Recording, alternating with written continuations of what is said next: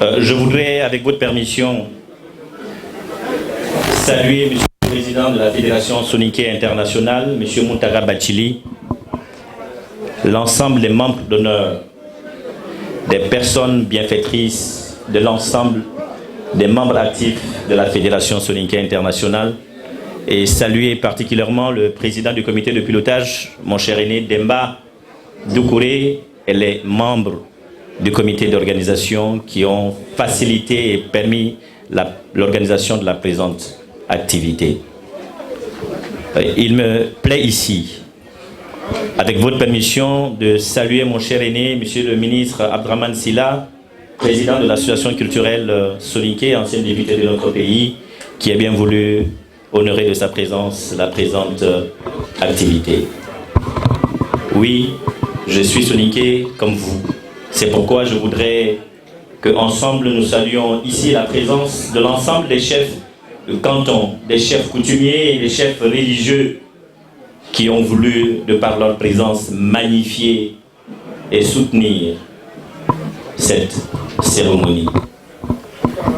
Il en est de même pour l'ensemble des Nyamakala, du Mali et Nyamakala du Sénégal, de la Mauritanie, de la Gambie, des deux Guinées, Guinée-Conakry et Bissau, parce qu'il s'agit des Soninké, d'une fédération qui doit regrouper l'ensemble des structures et associations Soninké, sans exclusion aucune. Messieurs les représentants du Haut Conseil des Maliens de l'extérieur, la section France, du Conseil national de la jeunesse malienne, section France, de l'ensemble des associations et organisations villageoises ici présentes. Il me plaît de saluer les représentants de l'ensemble de la représentation diplomatique des différents pays pour leur dire encore une fois de plus merci pour leur assistance. Et je n'oublie pas naturellement les aînés qui m'ont vu ici lorsque j'étais des vôtres. C'est pourquoi je voudrais dire que oui, je m'appelle Ismaël Sako, je suis Soninké né à l'étranger, au Gabon et non pas en France. J'ai reçu une éducation malinké d'une mère certes Soninké, mais mon enfance s'est passée dans une famille Soninké. Mon oncle, son épouse, Oumou Keïta, m'a élevé et m'a inculqué cette culture aussi malinké. J'ai reçu donc l'éducation Soninké, évoluant en milieu bambanan et malinké, s'il nous faut peu le mort, parce que j'ai grandi à Bamako. Par la grâce de Allah subhanahu wa ta'ala, j'ai été formé ici chez vous en France. Je suis passé par Mulhouse en Alsace avant de terminer, on va dire, mes activités professionnelles à Paris, entre Rouen, Marseille et Le Havre. Par la grâce de Dieu et la bénédiction des aînés, des parents, je suis rentré au Mali en 2009. Effectivement, j'ai travaillé au programme SIGEM, un programme de l'Union européenne. Et aujourd'hui, le destin faisant, cheminant avec mes aînés, à l'issue des élections présidentielles de 2013, le président Ibrahim Boubacar Keïta, élu par nos compatriotes, a bien voulu et m'a honoré d'être membre de son cabinet politique. Donc je suis conseiller du président Ibrahim Boubacar Keïta. Je voudrais, avec la permission des hommes de culture, de nos griots, historiens de la parole, vous m'autorisez? Oui. Merci. Grand merci à nos ancêtres, aux ancêtres Soninké qui sont issus de Kantan, aux ancêtres Soninké issus de Kumbi. Je voudrais emboîter mes pas, monsieur le ministre, parce que vous l'avez dit bien avant moi, nous sommes en tant que Soninké, ils sont nos ancêtres rentrés dans l'histoire de l'humanité, car ils ont créé et dirigé, ils ont gouverné le premier grand empire noir d'Afrique au sud du Sahara. Ils ont fait preuve d'intelligence, d'intégrité. Ils ont montré qu'ils sont stratèges, car ils ont mis en place l'une des meilleures organisations sociales et militaires. Ils ont, dans le cadre de leurs empires, mis en place une justice sociale équitable et respectée. Soninké que nous sommes, ils, nos ancêtres, ont montré aux yeux du monde qu'ils sont gros travailleurs. Ils ont créé beaucoup de richesses qu'ils ont bien voulu repartir de façon équitable. Nous devons donc être fiers d'être des descendants de Mama Dinga, notre ancêtre à l'ensemble des Soninké du monde.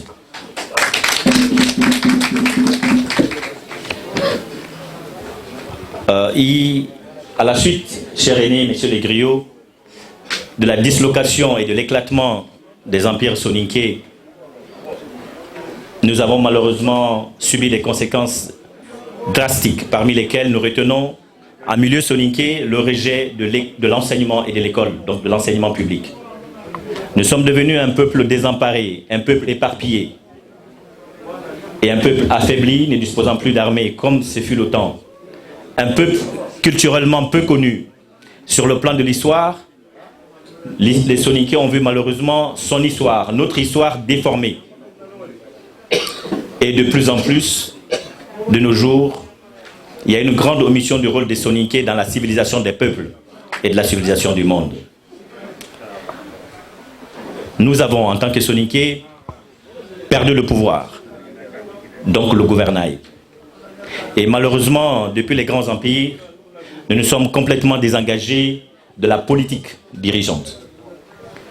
Mais au-delà de ce tableau que je viens de dresser, nous avons des forces et il y a eu des acquis de notre passé, parmi lesquels le Soninké reste un être digne, plein de dignité, noble, plein d'honneur. Le Soninké est resté ce peuple plein d'esprit d'entraide et de solidarité. Nous sommes Soninké aujourd'hui avec une culture de l'entrepreneuriat. Nous sommes restés patriotes et nous avons hérité d'une culture religieuse pleine d'islamisation. Nous sommes, par la grâce d'Allah subhanahu wa ta'ala, depuis l'éclatement de ces empires, installés dans 5 à 6 pays africains, parmi lesquels nous sommes au Mali, en Gambie, au Sénégal, Guinée-Bissau, en Guinée-Conakry et aussi et surtout en Mauritanie. Et nous avons cultivé l'héritage de la découverte de l'inconnu. C'est pourquoi nous sommes devenus migrants. Nous sommes dans la migration culturelle et nous sommes dans la migration économique et dans la migration académique. Aujourd'hui et demain, que offrent les Soninké aujourd'hui au monde entier? Que offrent les Soninké demain, l'avenir aussi proche? Que devons-nous faire? Que deviendrons-nous? Quels sont les défis et les enjeux pour les Soninké? Parmi ces défis et enjeux, nous pouvons retenir que nous devons de nous retrouver. Et qui doivent se retrouver? Ceux qui doivent se retrouver, ce sont les Soninké issus et installés dans les 5 pays. Ce sont les Soninké héritiers de Mama Denga. Des Soninké parlant Soninké et des Soninké ne parlant pas Soninké. N'est pas Soninké seulement ceux qui parlent Soninké. Nous avons plein de Soninké qui ne parlent pas Soninké mais qui le sont. Et ils sont fiers. Nous devons faire cette ouverture-là. Nous devons réapprendre à nous connaître, apprendre à nous connaître à nouveau. Nous devons réapprendre à nous aimer. Nous avons perdu l'amour du prochain. Nous n'avons plus cette chance d'aller vers l'autre et de connaître l'autre, chacun étant suffisant. Nous devons à nouveau s'aimer la graine de la solidarité, la graine de l'entraide inter-Soninké et entre Soninké, mais aussi entre Soninké et l'ensemble des autres ethnies et des peuples avec lesquels nous vivons qui ne sont pas Soninké, qui sont des Serer, des Alpulaar, qui sont des Wolof, qui sont des Malinké, des Bambanan, des Somono, des Bozo et ainsi de suite. Nous devons donc combattre quelque chose qui est à nous, c'est le sectarisme. Nous devons faire en sorte que nous puissions améliorer davantage notre ouverture aux autres. Car comme nous, chacun a ses défauts et comme nous, chacun aussi a ses qualités, donc a des vertus. Je demande et je vous exhorte, camarades et chers frères, de tout mon cœur et de tous mes voeux, à promouvoir plus que tout la scolarisation de nos enfants dans nos villages. Nous devons promouvoir la scolarisation de nos jeunes filles dans nos villages et dans nos familles. Nous devons accepter que nos femmes soient instruites, qu'elles aient des diplômes, que nos femmes soient formées.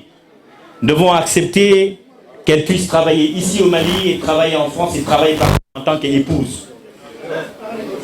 Nous devons en tant que Soninké faire en sorte que nous créions davantage des PME et PMI parce que nous avons de la richesse.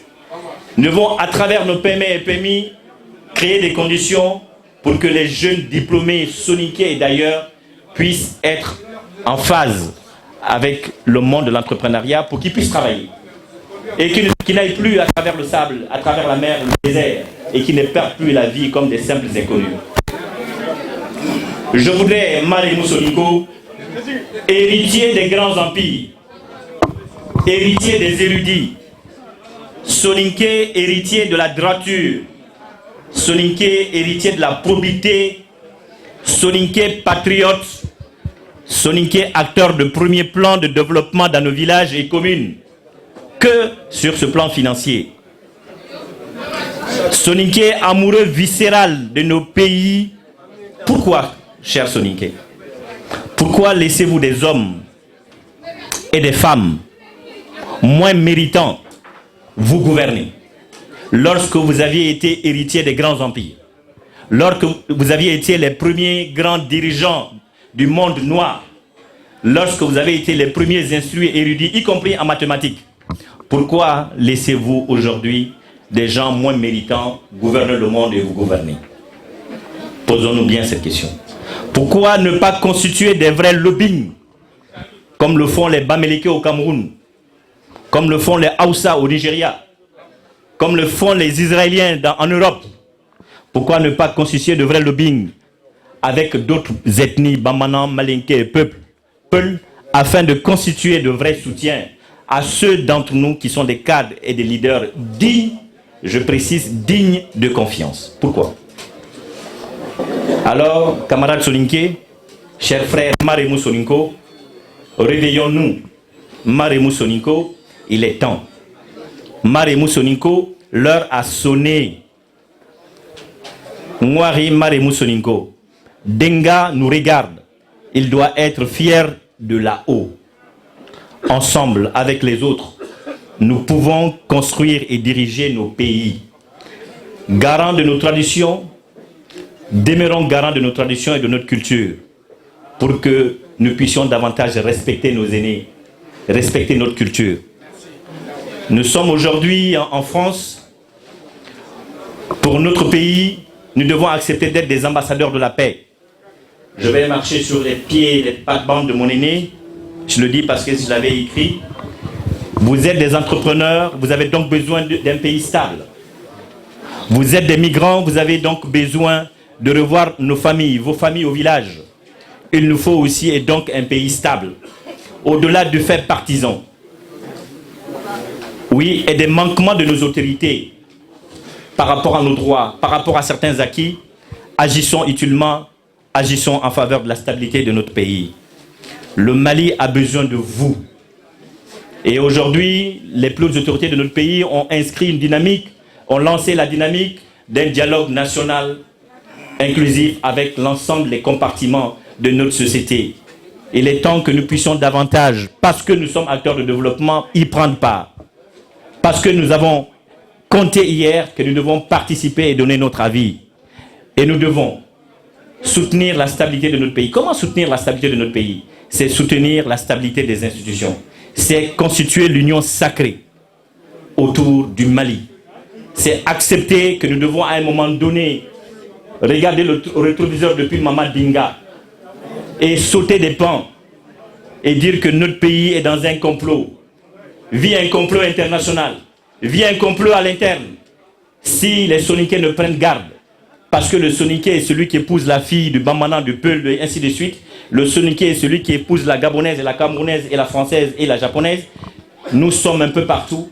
Nous devons jouer de tous les réseaux, de toutes les ficelles, pour que nous puissions demander au monde où nous sommes ici en France, des élus, des maires, des présidents des régions, pour qu'ensemble nous pourrons soutenir à la fois les autorités de notre pays, mais soutenir le développement de notre pays et continuer à soutenir notre armée, demander à nos enfants de s'instruire et de faire en sorte que nous puissions demain ensemble nous retrouver au Mali pour faire ce grand Mali. Très cher président Mountaga Bathily, président de FSI, vous avez la lourde charge et la lourde mission de rassembler largement, au-delà de votre carcan, au-delà de vos partisans, et d'aller chercher tous ceux qui sont avec vous et toutes celles qui hésitent, qui ne croient pas à l'unité, qui ne croient pas en nous, qui ne croient pas au Soninké. C'est votre mission, président. Vous devez, Vous devez mobiliser et diriger avec tact, diriger avec ouverture. Vous devez avoir ensemble une grande oreille attentive, une grande écoute. Vous devez diriger avec sagesse, Président Moutara. Pour ma part, vous aurez mon attention. Vous aurez tout mon accompagnement. Et je ferai en lien avec mon cher aîné, ancien ministre Abdraman Silla, notre chère sœur et cadette Maïmouna Niaré, présidente de la Fédération soninké du Mali, et l'ensemble des associations que nous avons découvertes ici, le travail de tisserand, le travail de l'unité, le travail de la cohésion et de l'union sacrée pour promouvoir et notre culture et les méritants des soninké pour l'intérêt des différents pays où les soninké sont installés. Inch'Allah, je vous remercie. Voilà, merci.